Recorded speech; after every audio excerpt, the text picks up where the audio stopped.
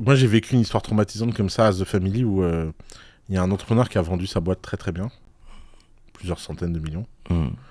Et je lui ai dit, écoute, moi je te donne un conseil, c'est holding Luxembourg, banque privée suisse, et surtout tu la joues hardcore avec les impôts. Le mec m'a dit, je comprends même pas que tu puisses me dire ça, Oussama. La France m'a éduqué, machin. Moi, on me dit combien je paye. Il s'est fait défoncer. À un moment, il était tellement désespéré, il a regardé la contrôleuse, le contrôleur, il lui a dit, écoutez, je comprends pas. Je comprends pas. Je comprends pas. Pourquoi vous venez me faire chez moi? Et le mec l'a regardé, fait, on a trouvé ça louche. Des centaines de millions, pas de holding au Luxembourg, pas de banque privée en Suisse. J'ai dit, ça cache un truc. T'as carrément des avocats qui vont dire à des mecs qui ont des entreprises en France, crée une boîte à Dubaï à ton nom et facture la boîte française. Tu pilles les bénéfices, mais tu vas te retrouver en prison et tu vas te retrouver en redressement. Non mais t'as des avocats, c'est dramatique. Surtout que c'est pas eux qui payent les redressements. Donc ils peuvent y aller. Et les avocats fiscalistes, je t'assure que c'est les plus dangereux. Franchement, c'est le rapport le plus malsain que j'ai eu avec des avocats, c'est avec des fiscalistes. C'est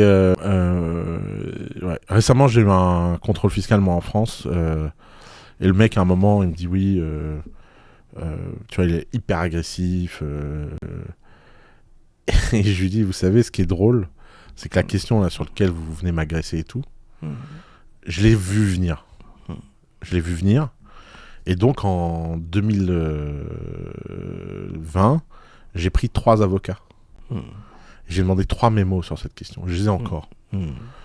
Et il me dit, pourquoi vous en avez pris 3? Parce que je savais qu'ils n'allaient pas dire la même chose. Et en fait, je lui dis, bah vous voyez, donc là, et ça c'est un point hyper important pour ceux qui nous écoutent, c'est qu'on oublie toujours que dans les procédures pénales, le fisc peut dire ce qu'il veut, mais il doit prouver l'intention de fraude.